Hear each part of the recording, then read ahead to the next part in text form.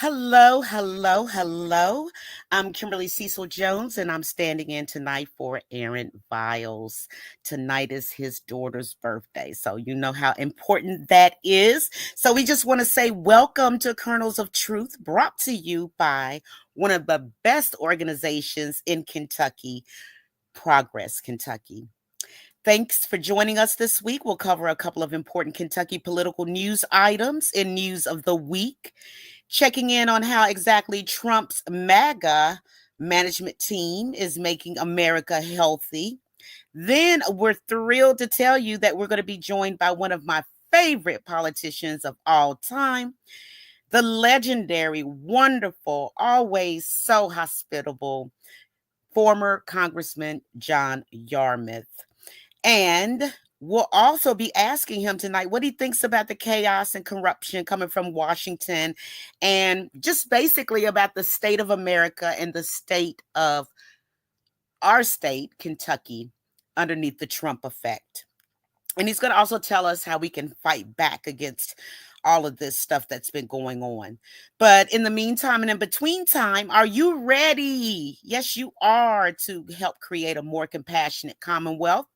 We're sorely in need of significant political change in Kentucky. And to get it, we need long-term power building to plug more voters into the races that really matter. If you like our governor, which I know that you do, but you can't stand what the GOP supermajority in Frankfort has done with their power, we hope you'll support Progress Kentucky in our effort to fix it. Right now, we're focused on fighting back against Trump's MAGA regime, and we need your help. Please, please, please make a monthly contribution right now via our secure online website on Act Blue to help turn Kentucky purple. We will gladly accept 10, 20, 200, 500, 1,000, and on and on and on. It all adds up. So, moving on here to now, it is time to check in on my co host today, uh, Dr. Brian Clardy. Let us all know who and where you are and what you're protesting today. And yes, you there on the internet or listening to the podcast, we mean you too. Let's hear what you are most concerned about today. Feel free to put it in the chat while we are sharing ours.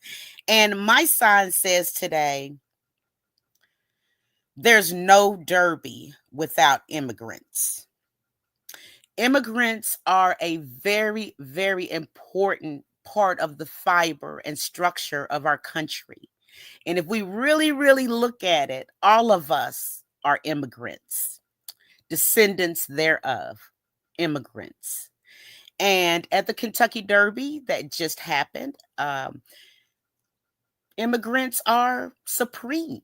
They train, they help take care of the horses. They do so much. So there is no derby without immigrants. How about Dr. Clardy? What you got to say? Hello, Dr. Jones. How are you doing tonight?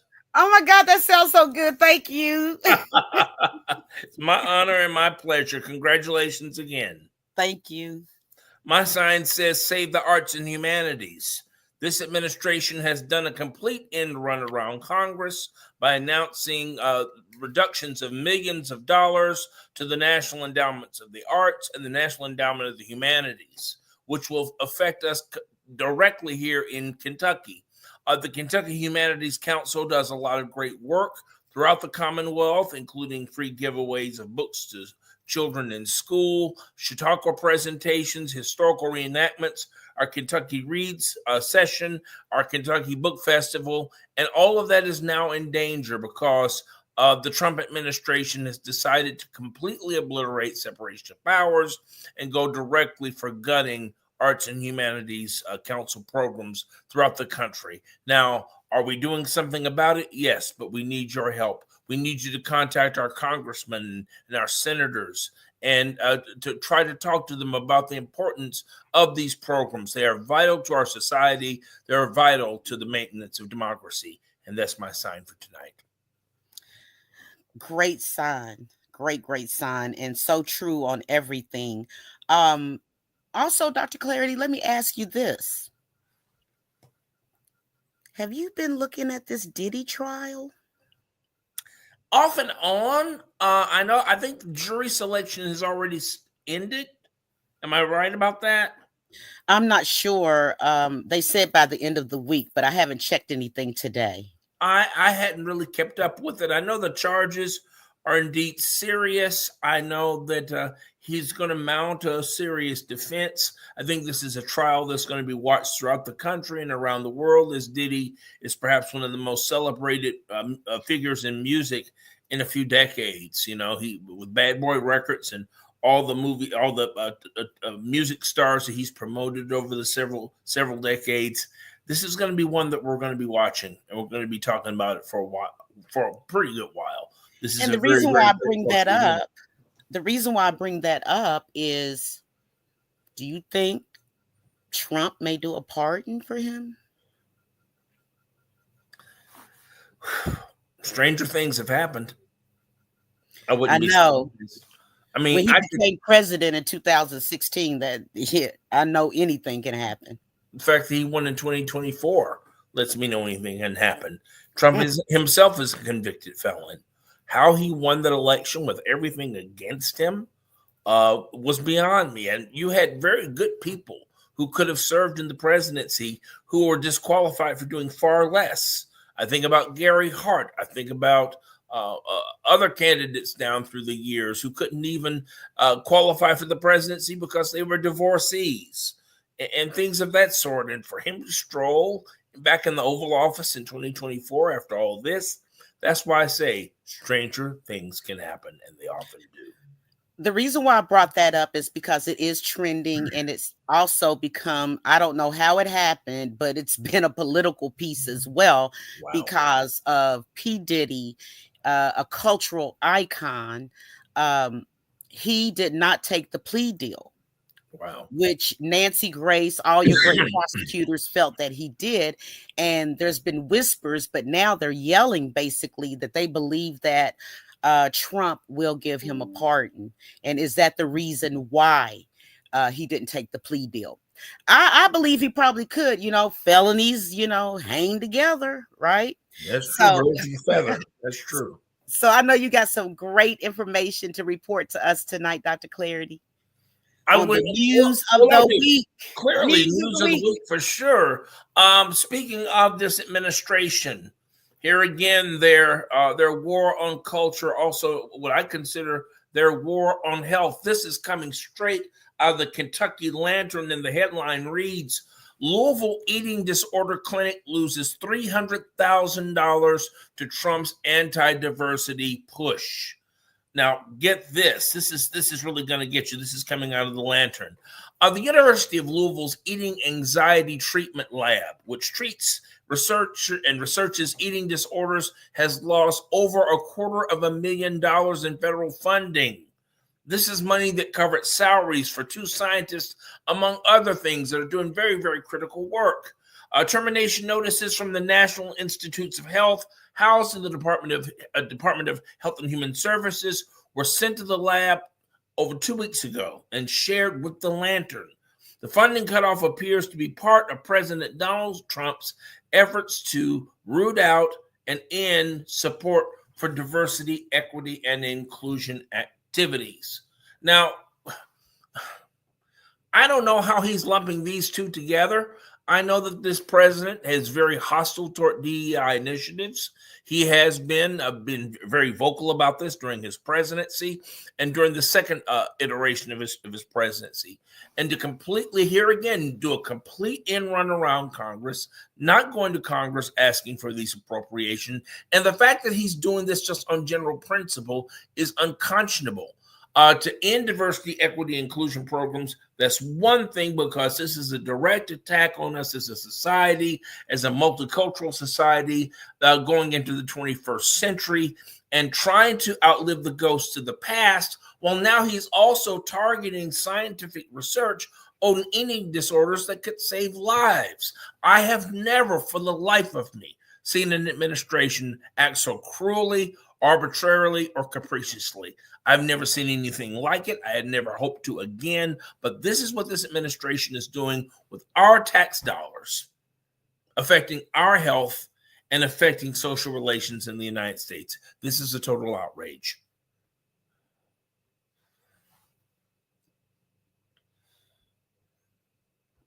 I'm outraged every day, Dr. Clardy, because everything that they're doing is a total outrage.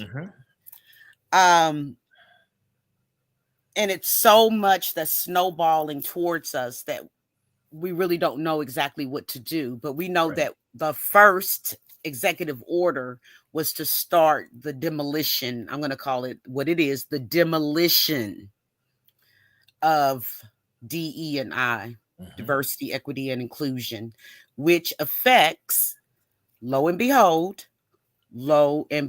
this. It affects everyone. It does. Indirectly and directly. And I don't think a lot of those voters understood that it was going to do the 1-2 punch on them as well. Right. But those of us women, it doesn't matter if you're, a Caucasian woman, all other minorities, disabled individuals, all of this is affected directly. But when you stymie the growth and the fairness of the least of these, it will affect the most of those, right? That's right. I kind of feel I'm going to say this. I kind of feel a London Bridge is falling. It is. What do you think? It is. This administration has taken a hatchet to the American dream, and has done so over the last 100 days. We're just a few weeks into this presidency, a few months into this presidency. I shudder to think what's going to be coming by the midterms, and I shudder to think what damage he could do by 2028 and 2029, when or if he decides to leave office. I hope this is not the end of American democracy. I hope this is not the end of a diverse, inclusive, welcoming society where Americans have access to the law, have access to resources. I sincerely hope this is not the beginning of this, but these initiatives are getting off to a terrible and ugly start, and all of us should be concerned. We're going to wake up one morning and find that we're living in an autocratic society. And that part is very scary to me. Yes, extremely scary, because I want this country to continuously progress. That's right. Just like our organization, Progress Kentucky. Can we progress America as well? So it feels like we're going back faster than we were going forward. Everything, it seems like they're attacking every single thing, every single accomplishment. They're rolling back. It's almost like when you go to Walmart, the rollbacks. That's right. This is the rollback here. And those that are more experts at this than me are saying that it's going to take at least a generation just to fix what this regime, it's not an administration, it's a regime, has broken. I mean, that, our image abroad, India and Pakistan basically just went to war again yesterday. We're not hearing any type of plausible response or reaction. Well, I hope it ends quickly. No, Marco Rubio should have been on the first thing smoking, going over to New Delhi and in Islamabad and Karachi. He should have been over there this morning, trying to broker peace. The Middle East is falling apart. Eastern Europe is at war. And this administration is dismantling democracy and completely ignoring and harming our relationships abroad. This is devastating. I think that it's going to take at least a good 50 to 100 years to undo what's been done over 100 days. And I don't mean to sound hyperbolic, but I'm very concerned. What kind of age are we entering here? And I think you're right. A lot of people are having buyer's remorse. The question is it too late? Is a long time between now and the midterm elections? What do we do? Well, what can we do? We can you know, march, we it's can a go to court. double-edged. Yeah, but at the end of the day, he's still president. True, but it's like a double-edged sword. I want things to be better, like immediately. Yeah. However, the worse it gets, our chances of taking over the House and Senate will be very, very good. Very good. Let's And hope. then maybe we can get something done at that point. But right now, our hands are tied. Basically, not even just tied. He's chopped off our hands. We can't even really make a move at this particular point on anything. Otherwise, all of these asinine laws and going back and forth and the tariff situation is That's just another going thing. to Yeah. make our country go more and more and more to we're no longer the superpower. And this add to this, whoever thought an American president within our lifetime would be bullying Canada? Canada, our neighbor to the north. He's threatening to make it the 51st state of the union. And of course, Prime Minister Clardy said it's not going to happen. But just the very thought that this president has the temerity to bully and browbeat one of our closest neighbors, if not in nature, but in fact, this is very devastating. It feels like, Dr. Jones, a bad nightmare that a lot of us are having a hard time trying to wake up from. It is a nightmare. I'm just wanting somebody to wake me up, okay? And just on a little note before I move into the next story of the very week. And when we say week, we're talking about no strength, WEAK, right? No strength. However, over in Japan, at one of the factories in Japan, I saw that it was a humanoid, as they call it, robot that just started just spiraling out of control and trying to get at the workers and trying to fight them and everything. So we're here. And what's Elon Musk going to do about it? We don't know. But guess what? It's about our health care as well, which a lot of our people, those that may not be able to afford the $400 a month for insurance, and especially our seniors that have worked their lives and should be relaxing and being the wisdom of this country, they can't even do it because right now there is a GOP proposal to gut Medicaid funding. And our great governor, yes, I'm a suck up, our great, wonderful, handsome, oh, so intelligent, brilliant governor, Andy Beshear, that I believe will be running for president in 2028 and get all of this stuff taken care of because he might be nice. And you know, he can stay at the cookout. He can stay, have a beer. He can chill out with us, right? That's right. However, he is not someone that you can push him over.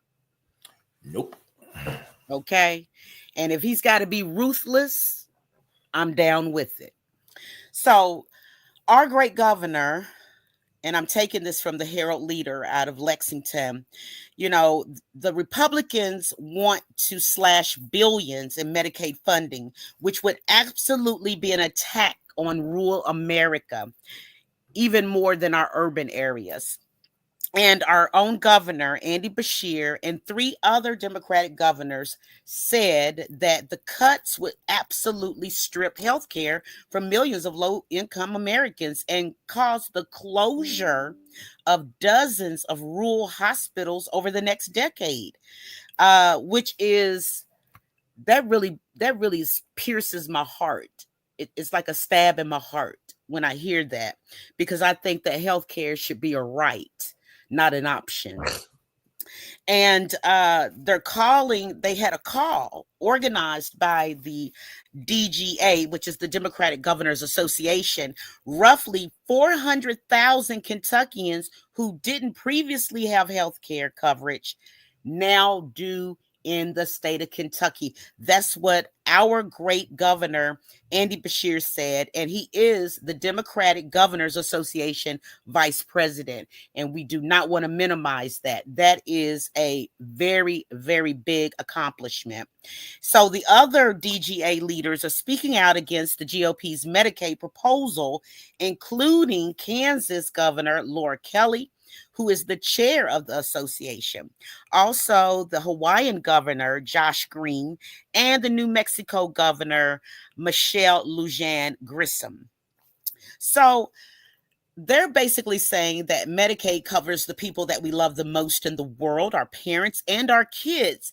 And that's what our governor really feels in his heart. Half of Kentucky's kids are covered by Medicaid. Let that sink in for a second. Half of Kentucky's children are covered by Medicaid.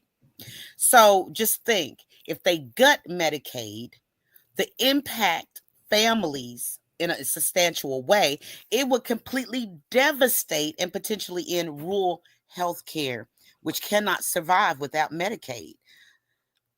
So they're sounding the alarm. Our governor is especially sounding the alarm because he knows what this means for the great state of Kentucky. And I want to make this clear too.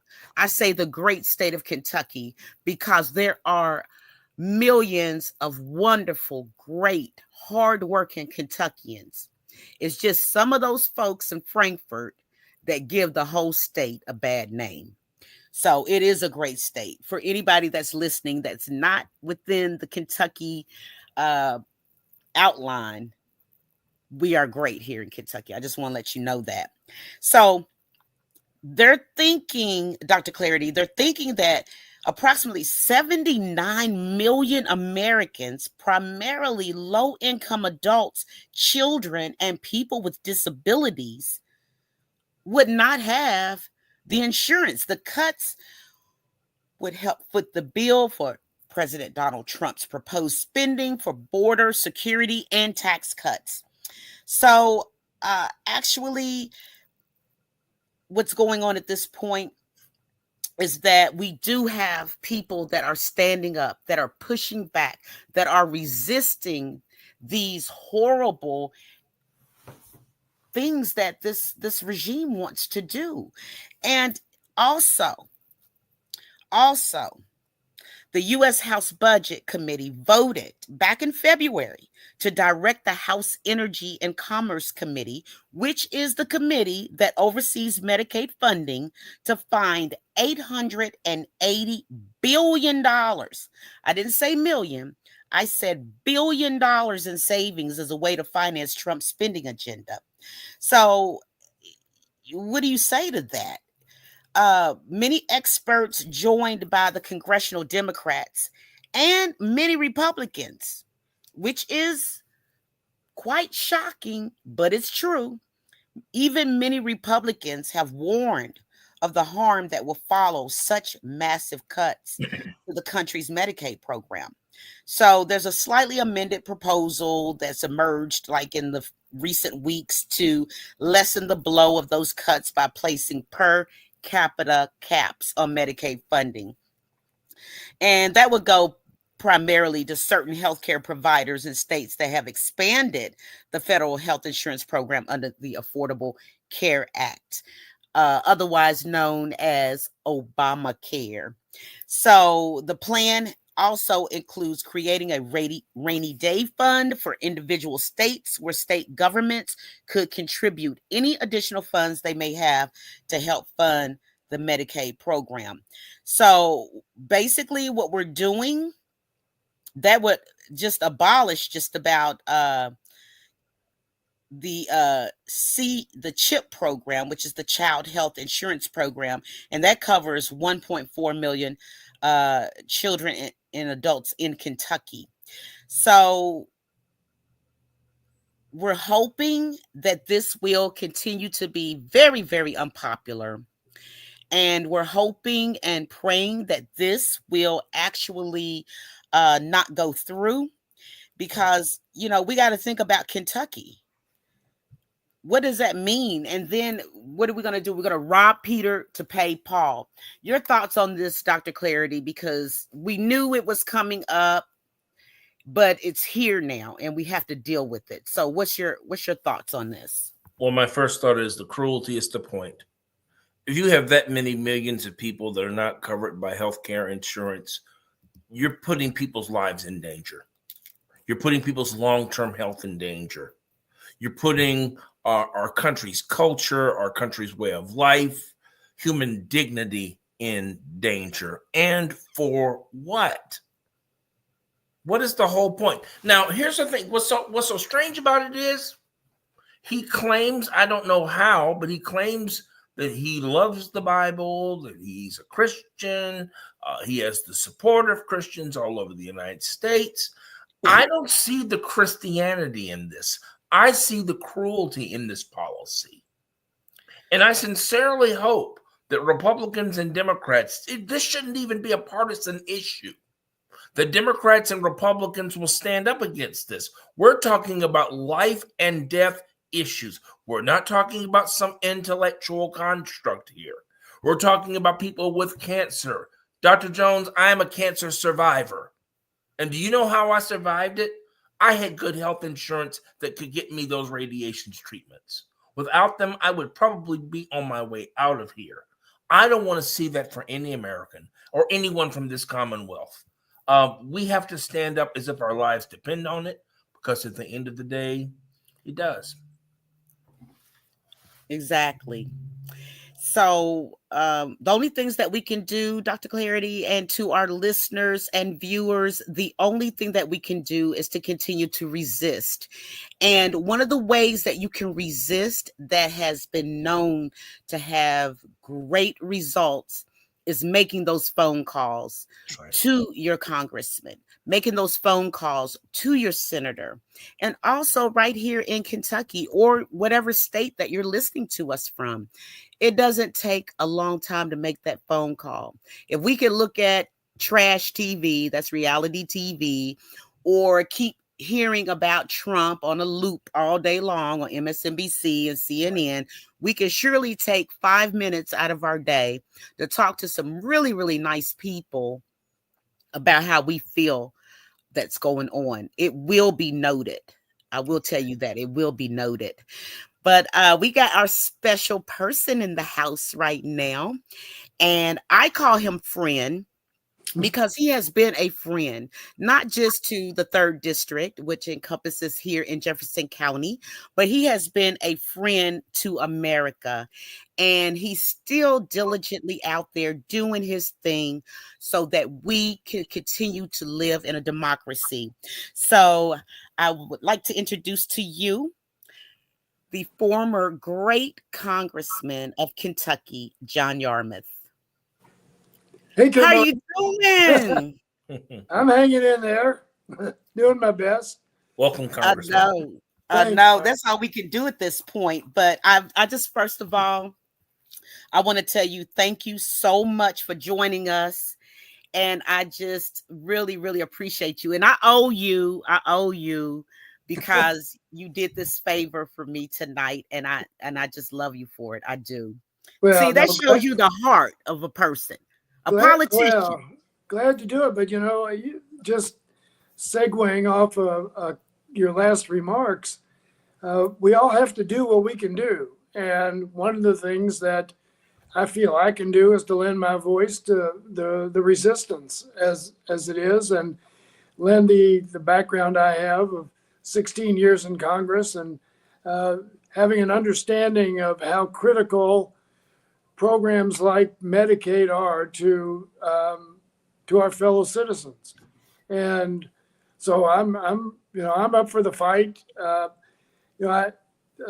6 years ago, I gave a speech to the downtown Rotary here in Louisville, and the speech was about something totally different than I'm going to say. But at the beginning of the speech, I said, I just want to plant a seed with you, and that is that if you don't think we are closer to losing our democracy now than we've been in modern history, you're not paying attention. That's right. And I will have to say that right now, it is 100 times worse than it was 6 years ago. Yes, it is. Yes, it is. I do want to tell you this. It's been too long since we've had you on this show. It really has been. So I really appreciate you being here. And I know our listeners and viewers do as well. But if I recall correctly, when we had you on while you were still in Congress and you had just won an enormous victory for climate change and other critical federal priorities at that time, you were the lead sponsor of what became the Inflation Reduction Act, which we are so Right. proud of our congressman that brought that home, put Kentucky on the map, and the single largest investment in clean energy, that EV technology and lowered prescription drug prices. And so, we really, really are welcoming you back today. The Trump MAGA regime is poised to reject everything that you personally put your heart and soul into. And so they can fund massive tax cuts for billionaires and corporations. So I just want to ask you, how do you see that decision and knowing that you put your heart and soul, because I know how hard you worked. Okay. I know that for a fact. And how does that feel? Personally, how does that feel? And how do you see that decision harming our Commonwealth? Well, thanks for giving me the credit. There were a lot of people involved, and my name is on that bill as or in that law now as the author, and also the American Rescue Plan. And those were things that, when I was able to work on those types of things and successfully accomplish things that most people thought we couldn't do, my thought was, wow, you enter into a role as a congressman, and if you know anything about Congress, it's really hard to get anything significant done. And to be able to get two incredible initiatives done like we did with the Inflation Reduction Act, which is the bill you referenced, and then the American Rescue Plan, was like, well, there are not many people who have ever served who have been able to work on things and accomplish things that are that consequential. So, yeah, to watch the efforts to dismantle both of those things, there's not much they can do to the American Rescue Plan, but they're trying their best to do what they can to the Inflation Reduction Act to undo all the climate change provisions. And then the same way they're trying to sabotage the Affordable Care Act, which has been an incredible benefit to the entire country, but clearly to hundreds of thousands of Kentuckians, is disheartening because there is no rationale for doing it. And it's basically like, well, Trump's ego is so stupid big that if I didn't do it, then I'm going to undo what everybody else is so proud of. And I really don't think it's anything more than Donald Trump's ego that's involved here. If there were any sensible governing rationale for what he's doing, they would talk about it, but they can't talk about it because there isn't one. So yeah, it's very frustrating. I do believe that there's going to be enough pushback that they won't be able to accomplish what they are trying to accomplish. And hopefully they'll move on to taking over Greenland or the Panama Canal or something equally impossible and stupid that they've proposed, or to reopen Alcatraz. Donald Trump's attention span's not very long, so I'm hoping he just loses interest in these other things. One quick segue question, and then after that, I know Dr. Clardy has one. Yeah. Number one, my mom passed in 2009. She was disabled and she was on Medicare Parts A and B. And back at that time, we had to also get secondary insurance for her. And she had secondary insurance through Anthem, Blue Cross Blue Shield. That was an extra $1,200 a month that I had to pay. And the Affordable Care Act, aka Obamacare, some people don't know it's the same thing. So that's why I keep saying, well, I know. Like, oh, I hate that Obamacare. Well, what do you feel about the Affordable Care? Oh, I love it. I love it. Yeah. So I'm sorry that she didn't get that opportunity for when it became law and we had that available to us. But also, I want to know from your standpoint, when we talk about healthcare and the great state of Kentucky being bottom on the list for so many things, obesity, drugs, diabetes, cancer, so many things. I think that we're going to lose more than what the numbers are saying right now. Well, if they're successful in making these huge cuts in Medicaid, there certainly will. One of the things that many of us take great pride in was the decision that Governor Steve Beshear made to expand Medicaid under the Affordable Care Act. And there are a lot of states, those mostly with Republican governors, who resisted that, who until just the last couple of years did not let their citizens benefit from the expansion of Medicaid under the Affordable Care Act. And to me, that was fascinating, that a state like Missouri, a very conservative state, conservative leadership, did not expand Medicaid as Kentucky did. And then 10 years later, they decided, oh, well, maybe we were wrong. Maybe this is a good deal for our citizens, and they made the change. So, we went in Kentucky from having an uninsured rate, meaning the percentage of the population that did not have health insurance, from about 20% to 4%. That was the impact of the Affordable Care Act and the expansion of Medicaid under then Governor Steve Beshear. It has had an enormous beneficial impact for our citizens. It's also succeeded in keeping many of our rural hospitals viable.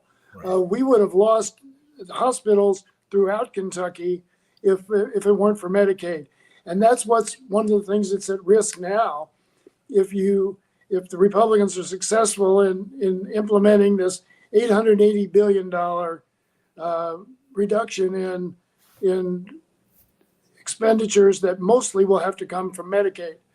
And so it's potentially tragic for this Commonwealth and for its citizens and for millions of people throughout the country. Dr. Clardy? Yes, Congressman, welcome to the show. You and I actually met back in 2016 in Philadelphia. We were both delegates to the Democratic Convention. Right. Both supporting Hillary Clinton. It's good to see you again, sir. Yeah, good to see you. My question is, besides the state of the economy, and you kind of alluded to some things a minute ago, what else troubles you about Trump's MAGA agenda? And you kind of touched on it a few minutes ago, our standing in the world, him wanting to take over Greenland, make Canada the 51st state, bullying Zelensky, bullying the Canadian Prime Minister. What else concerns you about this administration and what it's trying to do? All right, well, thanks for the question. There's some huge, huge concerns that I have that go to the foundation of our society. What he has tried to do now is trying to do to our universities, yes, by bullying them into essentially accepting government control of their curriculum, of their hiring practices, of their admissions practices. Not just government, public institutions, but private institutions like Harvard, is very frightening. So much of what they've done seems petty, but it to me indicates or reflects a disrespect for the entire tradition of this country. I mean, the Naval Academy has taken Maya Angelou's books out of their library. Now, I was fortunate enough to go to the Naval Academy a couple of years ago, and as part of a program where former members of Congress go to different colleges and meet with students. And the students I met with in the Naval Academy were phenomenal young men and women, and with open minds, with minds that were full of love for the history of this country, the traditions of this country, the foundations of this country.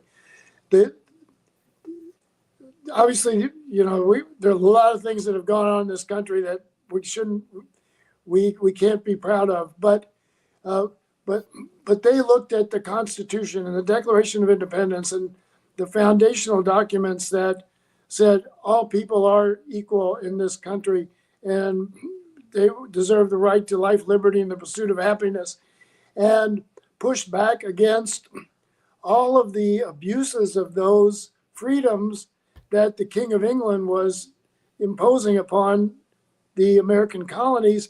And now we have an administration that is doing the exact same thing that that King George III did, that caused the revolution. Precisely. And it's just it's so tragic. It would be funny otherwise. But when Donald Trump was asked about what does the Declaration of Independence mean to him the other day in an interview on ABC, he didn't have the slightest idea what it said. He obviously hasn't read it. He said it's all about unity and love. It's everything but that. Everything but that. But so that concerns me. Then here's what scares me the most is that I look at, people talk about, well, we've got to win the election we got to win the midterms in 2026. Absolutely. I think we'll take over the House of Representatives. The Democrats will. But the question is that going to make any difference?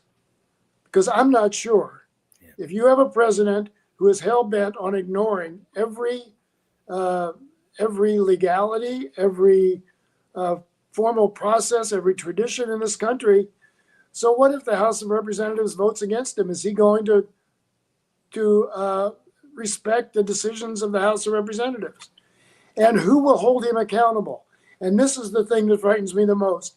He has, in 3 months' time, he has effectively eliminated or neutralized all of the mechanisms for holding his administration accountable for anything, whether it's violating the law, whether it's corruption, which he is engaged in on a daily basis right now, regardless. So it's like, okay, well, if he violates the law or somebody in his administration does, who's going to prosecute that?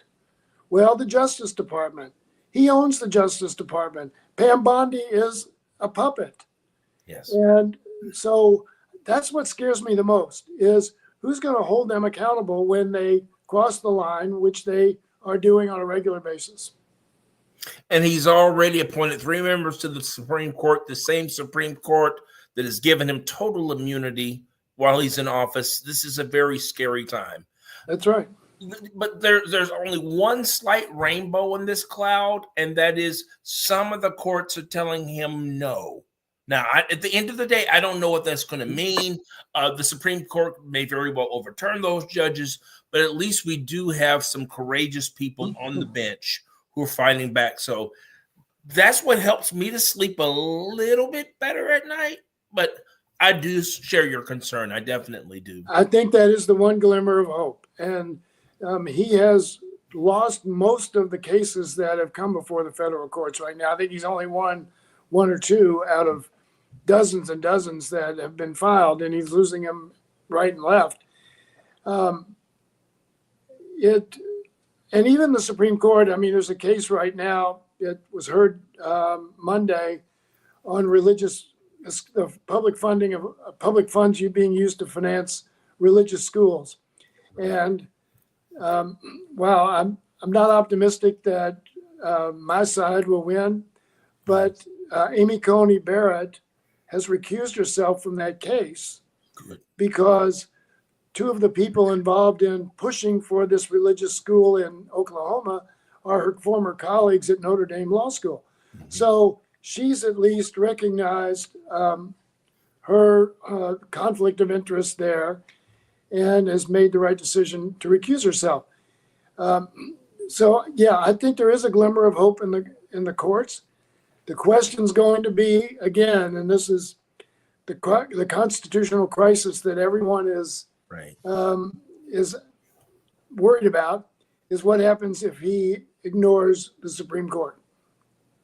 And nobody's been there. Now, he said in an interview on Meet the Press Sunday that his administration would obey the decisions of the Supreme Court. But he says a lot of things that turn out not to be what he meant or what he does. You know, I was thinking two things. First thing, not even Richard Nixon disobeyed the Supreme Court's ruling. And the second thing, I'm hoping, and my fingers are crossed, that the Chief Justice may be the swing vote in this case that you're talking about. So I'm going to knock on a lot of wood between now and the court decides. Well, I do have a question for you. I'm with you, Dr. Clardy. I'm with you. I do have a question for you, Congressman Yarmuth. Our great governor, wonderful, brilliant, intelligent, handsome, going to be president governor. He seems, I don't think he seems, I think he is very proud of being the EV battery manufacturing leader. What would you tell the Trump supporters in this state? And you know there were a lot of them because we all read here about how his tariffs and his efforts to roll back the IRA will impact all of the announced EV battery jobs and other businesses in our commonwealth. Well, clearly that's what the president is trying to do. But on the other hand, you know, I think what they're doing is more cosmetic in that area, is more cosmetic than it is material.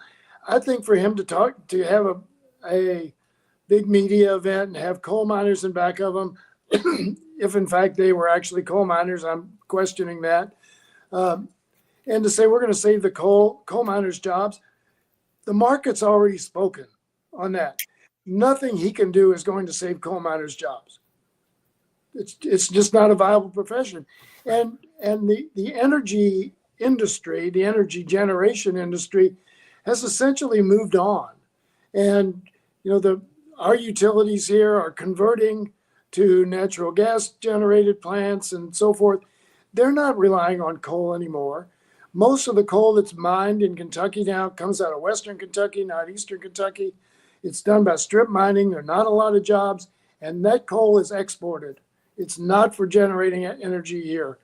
So, you know, we had at one point, I don't know, at its peak, probably close to 100,000 coal mining jobs in Kentucky. We're down to a couple thousand. So, you know, I think what he's doing is he's trying to evoke a different era and the images and of a different era, because he doesn't understand the fact that he doesn't understand the energy industry. I mean, he's talking about opening up ANWR to drill for oil. Nobody wants to drill in ANWR. Right. They don't want to drill. They had bidding opportunities, and none of the oil companies bid on it because the price of oil is too low right now to actually make it worthwhile for them to explore all these new areas that he's opening up. So he's doing things, I think, for messaging, but not because they're actually going to make any difference in our economy and the lives of people and so forth. So, you know, I think the real danger in the Trump MAGA agenda right now in terms of Kentucky is, I think the tariffs are really damaging. They're going to damage the agricultural economy. I know we grow a lot of soybeans in Kentucky and we export them. Much of that goes to China. That's been cut off. So we've eliminated one of the most significant markets for Kentucky products.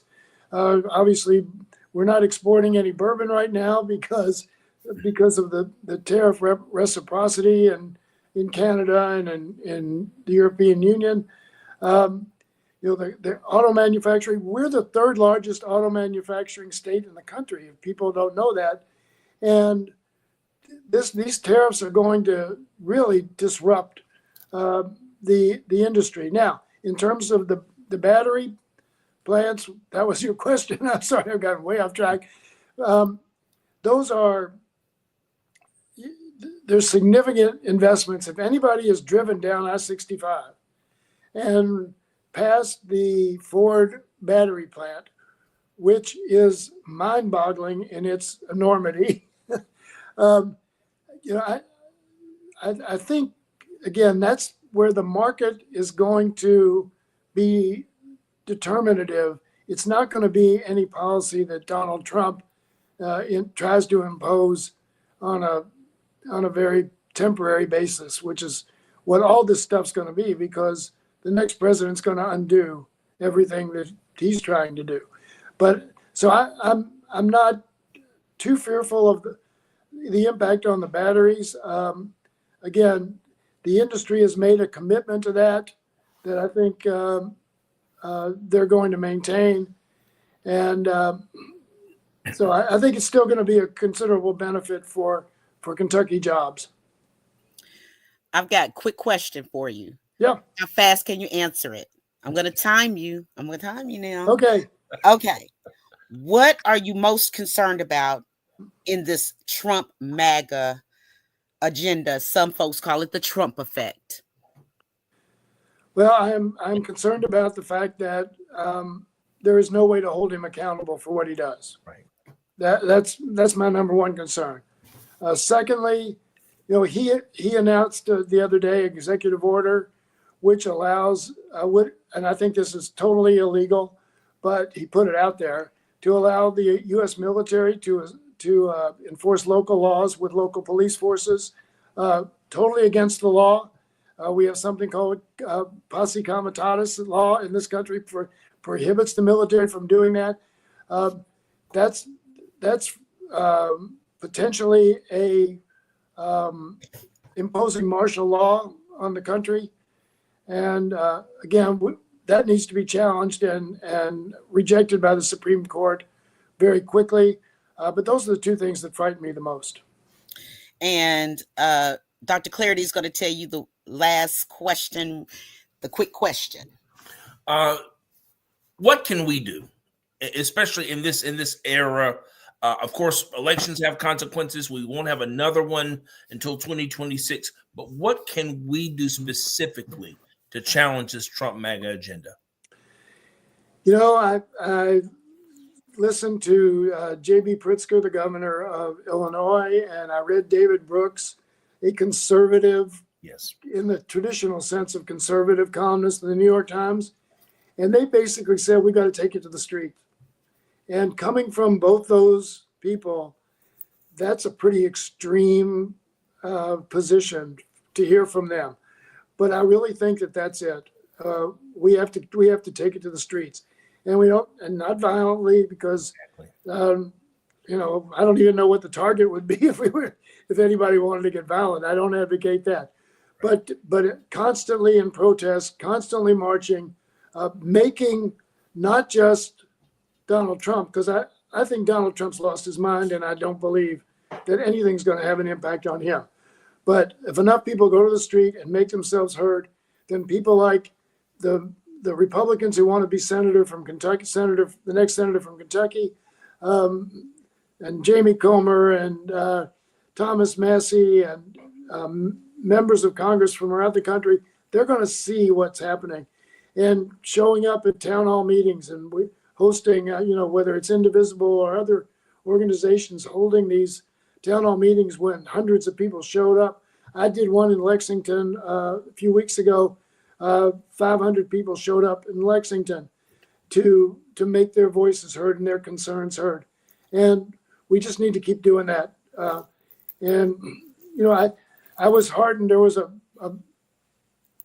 small election in Texas this week when several races, I think of 13 or 14 races in districts that were basically Republican districts, Democrats unseated Republican incumbents in all these seats in red Texas.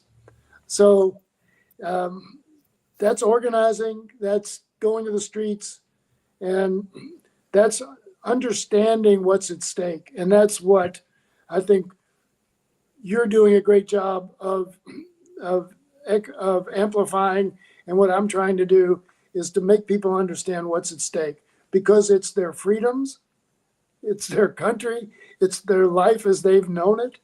And if they don't think that there's a lot to worry about and that those things are at stake, then they need to pay more attention. I agree. We agree with you. I'm shocked.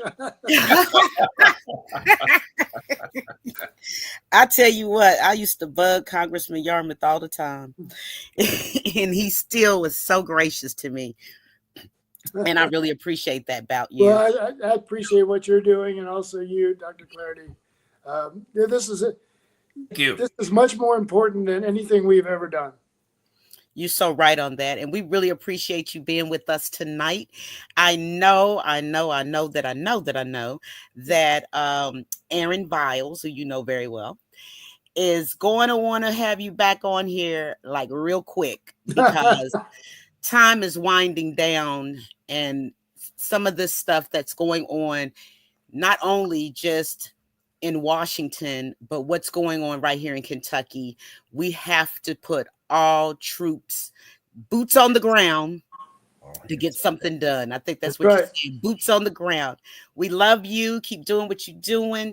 Blessings to you and your family. Thank you. Same to you. Good to see you too. Great to be with you. Oh man, he's like so wonderful. Isn't he, Yes, Dr. he is. Yes, he so is. Wonderful. And still out here, because I can honestly say, personal experience, putting my word out here, that he is one of the best congressmen that we've ever had. Yes. So our call to action tonight is reject the SAVE Act. The Safeguard American Voter Eligibility Act has passed the U.S. House of Representatives. The problematic legislation would require all Americans to prove their citizenship by physically presenting a passport or birth certificate when registering to vote or updating their voter registration information. As Derek Johnson of the NAACP said, don't be fooled by its heroic sounding name. This legislation aims to disenfranchise millions of voters around our country. And many of these voters that it will impact will be people of color and women, and further concentrate power among those who are already powerful.